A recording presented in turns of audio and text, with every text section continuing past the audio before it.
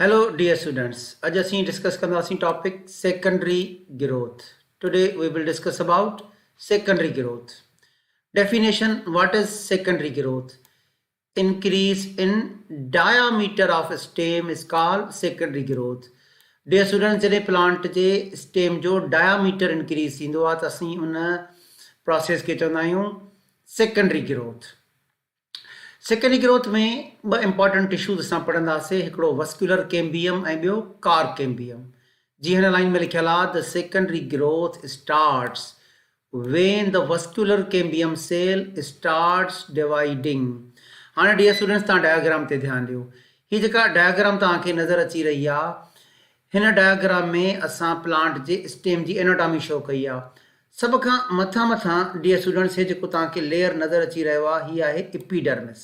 ठीकु आहे, हाणे जेको आउटर मोस्ट लेयर आहे इहो कहिड़ो आहे? एपिडर्मिस।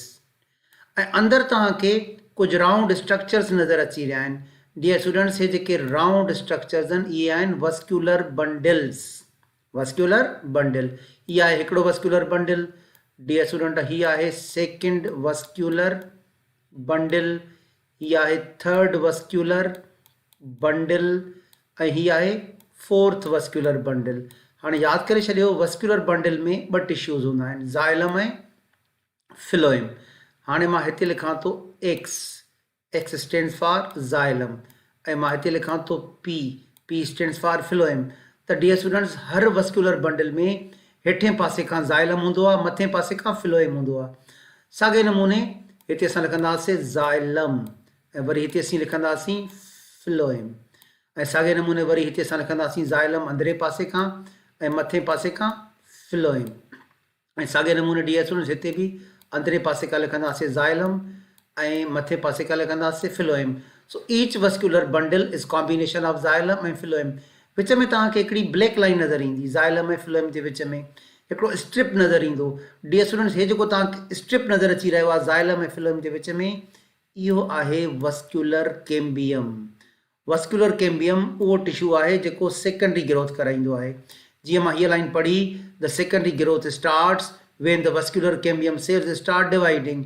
त सभ खां अॻु में तव्हांखे इहो यादि हुअणु घुरिजे त वस्कुलर कैम्बियम किथे आहे? वस्कुलर बंडल जे अंदरि आहे, हिकिड़ो स्ट्रिप आहे कंहिंजे विच में, ज़ाइलम ऐं फिलोइम जे विच में। हाणे असां डियर स्टूडेंट्स इनखे ज़ूम था कयूं। हीअ जेको हिकिड़ो वस्कुलर बंडल आहे डियर स्टूडेंट्स, असां हुनखे ॿाहिरि कढी आयासीं, हाणे असां हुनखे ज़ूम करे ॾिसी रहिया आहियूं। हाणे हीअ तव्हांखे जेको ज़ूम स्ट्रक्चर नज़र अची रहियो आहे इहा डियर स्टूडेंट्स वस्कुलर बंडल। हाणे यादि करे छॾियो त वस्कुलर बंडल जे अंदरे पासे खां हूंदो आहे प्राइमरी ज़ाइलम। छा हूंदो आहे डियर स्टूडेंट्स? Primary xylem. त पोइ ॿाहिरें पासे खां छा आहे डियर स्टूडेंट्स? ॿाहिरें पासे खां आहे प्राइमरी फिलोइम, ऐं विच में जेका तव्हांखे ब्लैक लाइन नज़र अची रही आहे डियर स्टूडेंट्स इहो आहे वस्कुलर कैम्बियम। हाणे छा थींदो त वस्कुलर कैम्बियम अंदरे पासे खां बि डिवाइड थी करे सेल्स ठाहींदो, ॿाहिरें पासे खां बि डिवाइड थी करे सेल्स ठाहींदो। हाणे जेके अंदरे पासे खां डियर स्टूडेंट्स सेल्स ठही रहिया आहिनि, इनखे मां रेड जेको आहे सो सेल्स जे कलर सां शो करे रहियो आहियां। हाणे डियर स्टूडेंट्स हे अंदरे पासे खां वस्कुलर कैम्बियम डिवाइड थी करे नवां सेल्स प्रोड्यूस करे रहियो आहे। इन जो नालो मां तव्हांखे बाद में ॿुधायां थो, पहिरियों असां सेल्स ड्रॉ करे वठूं। त अंदरे पासे खां कहिड़ो कैम्बियम? वस्कुलर कैम्बियम डिवाइड थी करे डियर स्टूडेंट्स सेल्स ठाहे रहियो आहे। ठीकु आहे, डियर स्टूडेंट यादि करे छॾियो अंदरे पासे खां ही जेके सेल्स ठही रहिया आहिनि इनखे मां लिखंदुमि सेकेंडरी ज़ाइलम। छा डियर स्टूडेंट्स? Secondary xylem. छो त सेकेंडरी ग्रोथ में सेकेंडरी ज़ाइलम ई ठहंदो। ठीकु आहे, प्राइमरी ज़ाइलम ऑलरेडी ठहियल आहे। ठीकु आहे, हाणे डियर स्टूडेंट्स हीअ जेको वस्कुलर कैम्बियम आहे ॿाहिरें पासे खां बि सेल्स ठाहींदो, जंहिंखे मां हिकिड़े ब्लू कलर सां शो करे रहियो आहे। हाणे डियर स्टूडेंट्स ॿाहिरें पासे खां बि वस्कुलर कैम्बियम जे सेल्स एड थी रहिया आहिनि, पर ॿाहिरें पासे खां जेके सेल्स एड थी रहिया आहिनि इहे तइदाद में थोरा हूंदा आहिनि। माना अंदरां घणी एक्टिविटी हूंदी आहे, ॿाहिरें पासे खां थोरी एक्टिविटी हूंदी आहे। हाणे डियर स्टूडेंट्स ॿाहिरें पासे खां जेके इहे सेल्स एड थिया इनखे मां लिखंदुमि सेकेंडरी फिलोइम। सेकेंडरी फिलोइम। त ईअं वस्कुलर कैम्बियम डिवाइड थी रहियो आहे, अंदरे पासे खां छा ठाहे रहियो आहे? Secondary xylem. ॿाहिरें पासे खां छा ठाहे रहियो आहे? सेकेंडरी फिलोइम।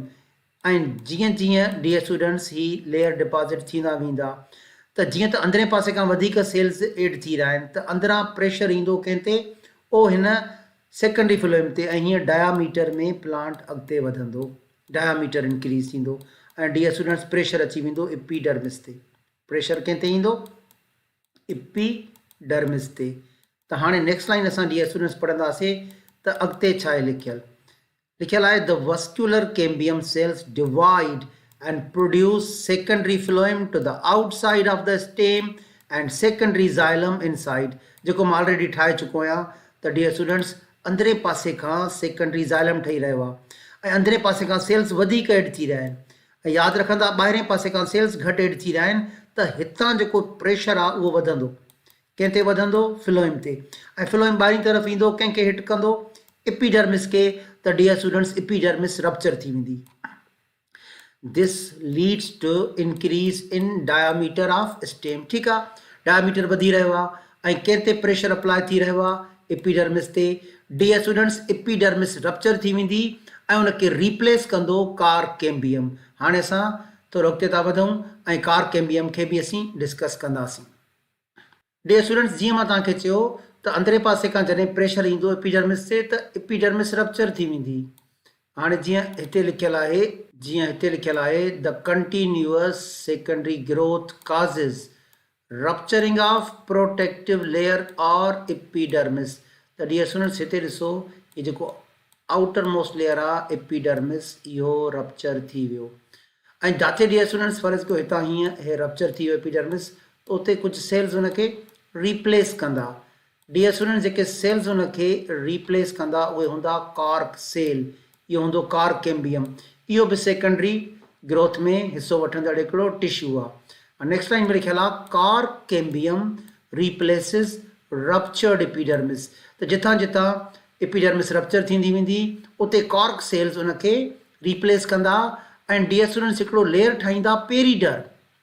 हिते लिखियल आहे periderm. What is periderm? The layer that replaces ruptured epidermis is called periderm।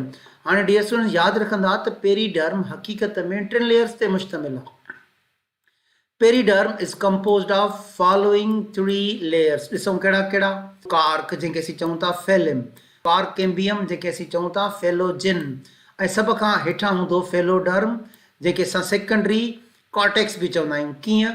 तव्हां नोट कयो डियर स्टूडेंट्स ओ हिते जिते मां सर्किल पाए रहियो आहियां ही मिडिल लेयर आहे।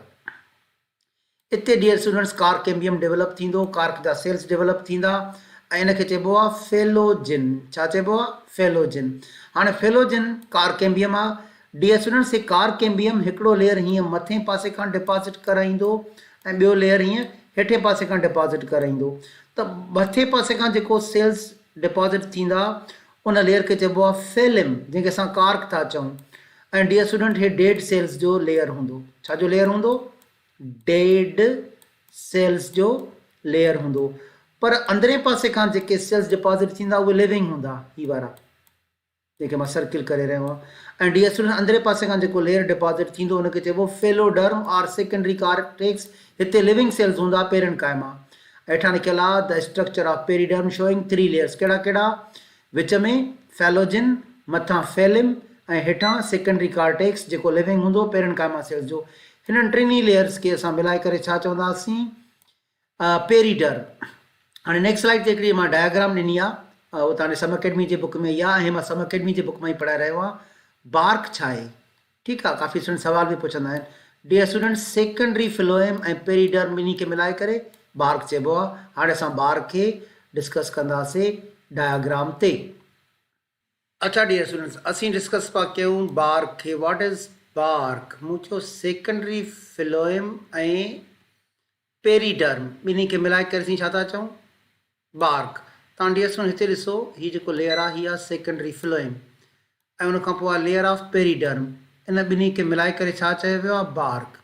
हाणे डियर स्टूडेंट छा हूंदो आहे त अंदरे पासे खां ज़ाइलम डिपॉज़िट थींदो आहे, उनखे वुड चइबो आहे ऐं ज़ाइलम जा या वुड जा 2 क़िस्म हूंदा आहिनि। हिकिड़ो हार्ट वुड जेको डेड हूंदो आहे, ॿियो सेफ वुड जेको लिविंग हूंदो आहे। इन ॿिन्ही खे मिलाए करे चइबो आहे सेकेंडरी ज़ाइलम, जेको मां तव्हांखे अॼु पढ़ायो इहो प्रोड्यूस कंदो आहे सेकेंडरी ज़ाइलम वस्कुलर कैम्बियम। ऐं पोइ प्रेशर ईंदो आहे एपिडर्मिस ते ठीकु आहे। एपिडर्मिस रप्चर थी वेंदी आहे ऐं उनखे केरु रिप्लेस कंदो आहे, पेरीडर्म।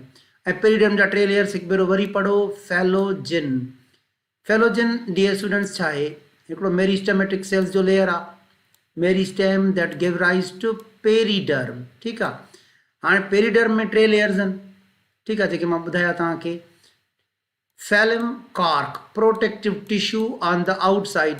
डियर स्टूडेंट, जेको ॿाहिरियों लेयर आहे उहो फेलम आहे। ऐं मूं चयो उहो डेड सेल्स जो ठहियल आहे, साॻी पॉइंट हिते लिखियल आहे, कंपोज्ड ऑफ डेड सुबराई सेल्स। भाई हिनखे सुबराई सेल्स छो थो चयो वञे, छो त हिन में सुबरिन हूंदी आहे। What is suberin? Suberin is structurally an acyl glycerol lipid. ही हिकु असाइल ग्लाइसरोल जी लिपिड आहे। पोइ छो डेड थींदा आहिनि, हिन में हिकिड़ो प्रोसेस थींदो आहे सुबराइज़ेशन जो। What is suberization? This is definition of suberization. Dear students, ये डेफिनेशन आहे सुबराइज़ेशन जी। The saturation of cell wall with suberin, जॾहिं सेल वॉल में तमामु घणी सुबरिन भरिजी वेंदी आहे, हिन प्रोसेस खे चइबो आहे सुबराइज़ेशन। ऐं जेको ॿाहिरियों लेयर आहे डियर स्टूडेंट्स, जेके मां सर्किल करे रहिया फिल्म, इहो डेड सेल्स जो लेयर आहे। कॾहिं बि सवाल अची वञे त जेको फिल्म आहे उहो लिविंग सेल्स जो ठहियल आहे या डेड सेल्स जो ठहियल आहे। इहो डियर स्टूडेंट डेड सेल्स जो ठहियल आहे, डेड सुबराइज़ सेल्स जो ठहियल आहे। ठीकु आहे। पर अंदरे पासे खां जेको लेयर डिपॉज़िट थींदो dear students, phelloderm, secondary cortex, dear students, इहो लिविंग सेल्स जो ठहियल आहे। ऐं इहे लिविंग पेरेनकाइमा सेल्स आहिनि, इहे लिविंग पेरेनकाइमा सेल्स आहिनि। Phelloderm inside cork cambium, composed of living parenchyma cells. हाणे डियर स्टूडेंट्स, हिते असांखे विच ते तव्हां ॾिसो, ही बिल्कुलु सेंटर ते पिथ हूंदो ऐं पिथ खां पोइ जेको ज़ाइलम स्टार्ट थो थिए, हितां तव्हांखे कुझु रेज़ हीअं नज़र ईंदा, मथे ईंदा तव्हांखे कुझु रेज़ नज़र अचनि था। डियर स्टूडेंट्स, हिननि रेज़ खे चइबो आहे मेडुलरी रेज़। हाणे मां तव्हांखे पढ़ाईंदुमि मेडुलरी रेज़ नेक्स्ट स्लाइड ते। सम अकेडमी जे बुक तां ई पढ़ंदासीं। डियर स्टूडेंट, सभ खां लास्ट में पढ़ंदासीं सेकेंडरी मेडुलरी रेज़। हाँ डियर स्टूडेंट्स, ये जो मैं पोर्शन सर्किल करे रहियो आहियां, ही ज़ाइलम जो पोर्शन आहे ऐं मथां जेको सफ़ेद कलर में नज़र थो अचे, ही फ्लोएम जो। त तव्हांखे कुझु रेज़ नज़र ईंदा ज़ाइलम में भी ऐं फ्लोएम में भी। इन्हनि खे चइबो आहे मेडुलरी रेज़, जंहिंखे मां रेड पेन सां सर्किल करे रहियो आहियां।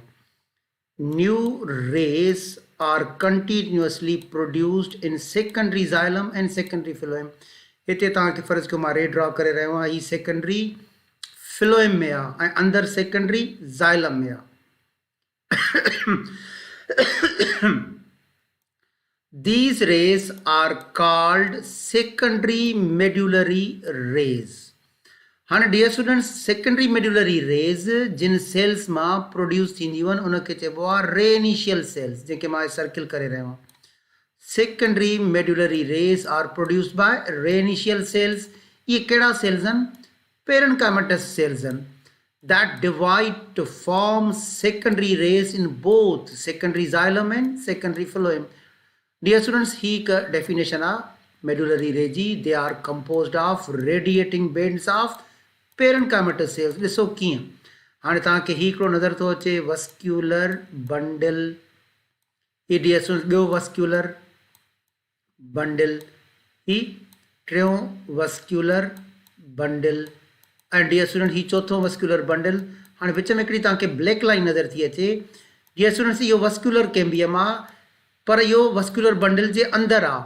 उहो वस्क्यूलर कैम्बियम जेको वस्क्यूलर बंडल जे अंदरि हुजे, डियर स्टूडेंट्स, इनखे चइबो आहे intra. Intra means inside, intrafascicular cambium. छा? Intrafascicular cambium. हिकु भेरो वरी रिपीट थो कयां, उहो वस्क्यूलर कैम्बियम जेको वस्क्यूलर बंडल जे अंदरि आहे, असीं हुनखे छा चवंदासीं? Intrafascicular cambium. ठीकु आहे। हाणे डियर स्टूडेंट्स, मां कलर चेंज थो कयां पेन जो, ऐं विच में हिते पेरेनकाइमेटस सेल्स आहिनि, ही पेरेनकाइमेटस सेल्स विच में डेवलप थींदा। ठीकु आहे डियर स्टूडेंट्स, ही पेरेनकाइमेटस सेल्स आहिनि विच में। डियर स्टूडेंट्स, इहे पेरेनकाइमेटस सेल्स विच में गैप फिल कंदा। ऐं तव्हां नोट कयो, हिकिड़ो नओं कैम्बियम हिते पेरेनकाइमेटस सेल्स मां डेवलप थी रहियो आहे। हीउ जेको वस्क्यूलर बंडल्स जे विच में नओं कैम्बियम डेवलप थी रहियो आहे, डियर स्टूडेंट्स, हिनखे असां चवंदासीं इंटरफेसिक्यूलर कैम्बियम। इंटर मीन्स बिटवीन, ठीकु आहे, फेसिक्यूलर कैम्बियम जे बिटवीन आहे। जेको वस्कुलर कैम्बियम जे अंदरि ठहियो उहो इंट्राफेसिकुलर ऐं डियर स्टूडेंट्स जेको विच में ठहियो उहो इंटरफेसिकुलर कैम्बियम। हाणे इहे जेके इंटरफेसिकुलर कैम्बियम आहिनि इते डियर स्टूडेंट्स रे इनिशियल्स हूंदा जेके मां वरी कलर चेंज थो कयां ऐं डियर स्टूडेंट्स हितां रेस ठहंदा इन्हनि रेस खे चइबो secondary medullary rays. So the rays present in xylem are known as xylem rays and the rays present in phloem are called phloem rays। ठीक आहे, जेके तव्हांखे हिते नज़र ईंदा। फंक्शन छा आहे डियर स्टूडेंट मेड्यूलरी रेस जो? They are used to store and transport food radially. हिकिड़ी हूंदी आहे डियर स्टूडेंट्स हीअं वर्टिकल ट्रांसपोर्ट, उहे xylem ऐं phloem कंदा आहिनि। ॿी हूंदी आहे रेडियल ट्रांसपोर्ट, माना कंहिं बि सर्किल में असां हीअं रेडियल ट्रांसपोर्ट करे रहिया आहियूं हर तरफ़ हर रेडिएशन डायरेक्शन में। त हीअ जेके सेकेंडरी मेड्यूलरी रेज़ आहिनि रे इनिशियल्स मां निकिरंदा आहिनि, जेके xylem में हुजनि xylem रेज़, जेके phloem में हुजनि phloem rays and dear students इन्हनि जो फंक्शन आहे radial transport. Thank you dear students, wishing you all of the best.